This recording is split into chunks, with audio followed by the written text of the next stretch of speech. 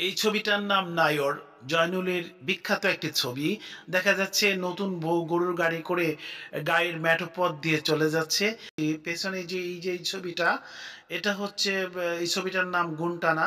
যখন নদীমাতৃক বাংলাদেশ সে গুণ টেনে টেনে নৌকা নিয়ে যেত, তারই একটি প্রতিচ্ছবি কিন্তু এখানে দেখা যাচ্ছে। হ্যালো ভিউয়ার্স, দেখতে পাচ্ছেন আজকে আমি সোনারগাঁ মিউজিয়ামের ঠিক সামনের 1 নম্বর গেটের সামনে দাঁড়িয়ে আছি, জয়নুল ভাস্কর্যের সামনে। আজকে আমরা সোনারগাঁ জাদুঘরের একটি স্পেশালিভাবে জয়নুলের জন্য যে গ্যালারি তৈরি করা হয়েছে, আজকে আমরা শুধু জয়নুল সম্পর্কে জানবো। আজকে শুধু জাদুঘরের জয়নুল গ্যালারিতে আমরা ঢুকে আমরা ডিটেল জানার চেষ্টা করব। আমার সাথেই থাকুন। প্রথমেই আমরা জয়নুল গ্যালারি যাওয়ার জন্য যে লাল বিল্ডিংটা 1 নম্বর গেটের ঠিক সামনের দিকে দেখা যাচ্ছে, আমরা বিশাল একটা তরুণ দেখতে পাচ্ছি। প্রথমে নেম প্লেটে দেখা যাচ্ছে welcome to Shilpacharya Zainul Abedin folk art and craft museum. আমরা প্রথমে ডান দিকে একটি দেয়ালে বিশাল একটি ক্যানভাস দেখতে পাচ্ছি। এখানে একটি গাইড বধূ চলে যাচ্ছে জয়নুল আবেদিনের বিখ্যাত একটি চিত্রকর্ম। এই চিত্রকর্মটার নাম মেবি নায়র হতে পারে। গ্রামীণ জনপদে আগে মেয়েরা যে নায়র যেত, তারই একটি প্রতিচ্ছবি এখানে দেখা যাচ্ছে। আর এই ছবিটা দেখতে পাচ্ছি আমরা ঠিক বাম পাশে পড়ে ঢুকতেই এখানে আবহমান বাংলার যে নদীমাতৃক বাংলাদেশ, এখানে যে নদী তীর ধরে যে গুণ টেনে টেনে নিয়ে যেত, তারই একটি স্কেচ কিন্তু জয়নুল আবেদিন চমৎকার করে ফুটিয়ে তুলেছেন। এই স্কেচটার নাম আমরা হয়তো আগেই জানি, গুণ টানা। চমৎকার একটি স্কেচ কিন্তু এখানে দেখা যাচ্ছে। আমরা এই যে প্রথমেই ঢুকলাম, আমরা জয়নুলের একটি ছোট্ট গ্যালারি এখানে দেখতে পাচ্ছি। এই যে দেখা যাচ্ছে, এই যে এখানে দুটো, একটা বৃদ্ধ লোক এবং ছোট্ট একটা বালক বসে আছে। এই ছবিটার নাম জয়নুলের অপেক্ষা।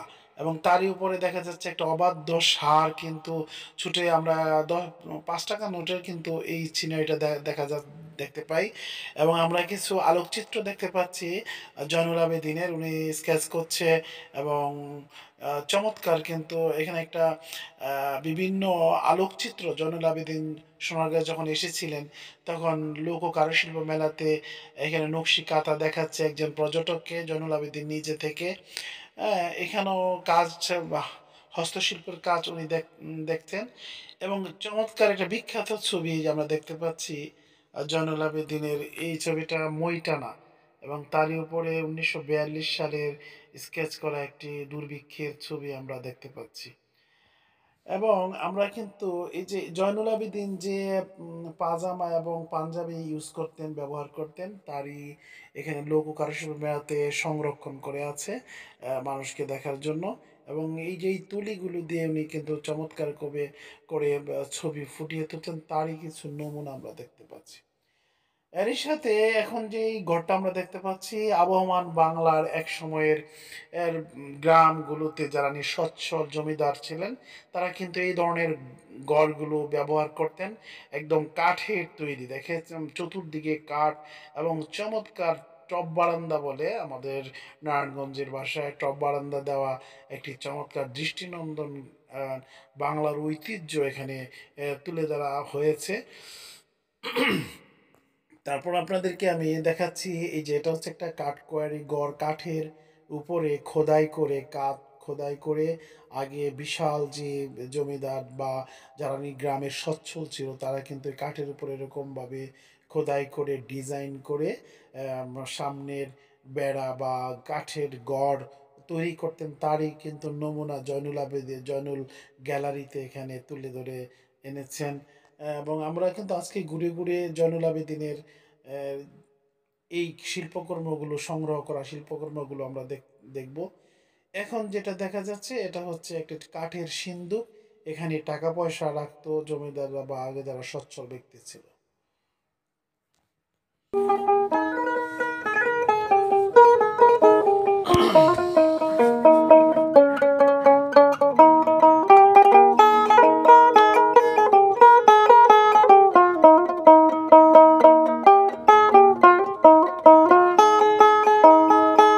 এখানে চমৎকার করে গ্রামীণ যে ঐতিহ্য উঠায় তোলা হয়েছে। বিভিন্ন যারা কাজ করেন, কৃষিকাজ এবং দাও কাচি, কামার কুমার এবং তাদের ইতিহাস কিন্তু ফুটিয়ে তোলার জন্য হাতে কলমে এখানে অনেকটা জীবন্ত করে ছবি এখানে তুলে আনা হয়েছে। এখানে দেখতে পাচ্ছেন যে কেউ ওই যে একটা মরমী শিল্পী দেখা যাচ্ছে, বাউল গান গাচ্ছে এখানে, কৃষি কাজ করছে কেউ, কেউ জমির হাট বাজার করছে। চমৎকার একটি ছবি কিন্তু এখানে তুলে আনা হয়েছে।